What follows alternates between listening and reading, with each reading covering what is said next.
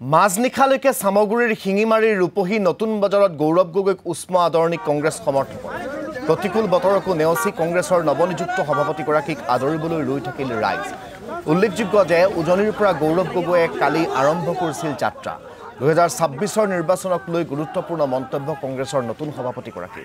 ইফালে নিশা বটদ্ৰৱা থানাতো উপস্থিত হয় গৌৰৱ গগৈ বটদ্ৰৱাতো উষ্ম আদৰণি কংগ্ৰেছৰ নৱনিযুক্ত সভাপতিগৰাকী বটদ্ৰৱাৰ পৰা নিশা 11 বজাত কলিয়াবৰত গৌৰৱ গগৈক উষ্ম আদৰণি দলীয় নেতাকৰ্মীৰ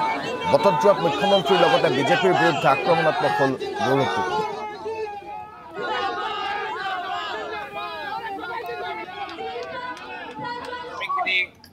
মই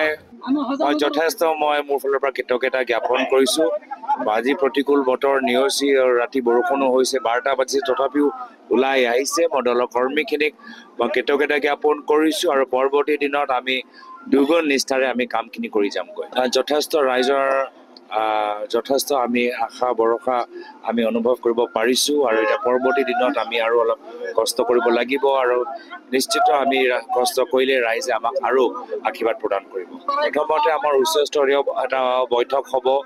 পঞ্চায়ত নিৰ্বাচনৰ ফলাফলো আমাক যথেষ্ট পৰ্যালোচনা কৰিবলৈ আছে এতিয়াও হাতত 10 মাহ আছে 10 মাহটো বেছি দীঘলীয়া সময় নহয় প্ৰত্যেক দিন মূল্যৱান প্ৰত্যেক দিন যে আমি ভালদৰে ব্যৱহাৰ কৰোঁ তাৰ বাবে আমাৰ বৈঠক হ'ব আৰু নিশ্চয় এটা ৰণকৌশল তৈয়াৰ হ'ব মই এই বাৰ্তাটো শুনি পোৱা নাই ৰাজেন গোহাঁই ডাঙৰীয়া আমাৰ অসমৰ এজন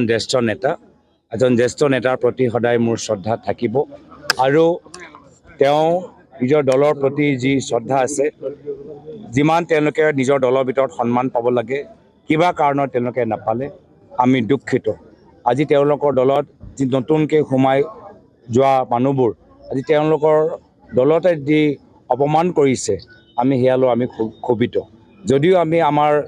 ৰাজনৈতিক চিন্তাধাৰা বেলেগ কিন্তু প্ৰত্যেক দলৰ ভিতৰত যিসকল সেই দলৰ ইতিহাসৰ লগত জড়িত হৈ আছে তেখেতৰ নিজৰ দলৰ ভিতৰত স্থান থাকিব লাগে সন্মান থাকিব লাগে হেয়া হ'ল আমাৰ মনৰ চিন্তা মই ভাবোঁ ইয়াৰ আটাইতকৈ ডাঙৰ ভূমিকা হৈছে মুখ্যমন্ত্ৰী হিমন্ত বিশ্ব শৰ্মা ডাঙৰীয়া আজি তেখেতক মই ধন্যবাদ কৃতজ্ঞতা জ্ঞাপন কৰিছোঁ যিদৰে যোৱা 2-3 বছৰৰ পৰা আমাক লৈ ব্যস্ত হৈ আছে অসমৰ জনসাধাৰণৰ সমস্যা পাহৰি গৈছে ডিলিমিটেশ্যন যোৰহাট লোকসভা নিৰ্বাচনৰ প্ৰচাৰ আৰু এতিয়া যে বৰ্তমান কাল্পনিক কাহিনী যে চলাইছে হেয়া লৈ AICC নিখিল ভাৰত কংগ্ৰেছ সমিতিয়ে এটা বাৰ্তা পাইছে এটা ইংগিত পালে যাৰ ফলত আজি গধুৰ দায়িত্ব আমাৰ লোকৰ ওপৰত জাপি দিছে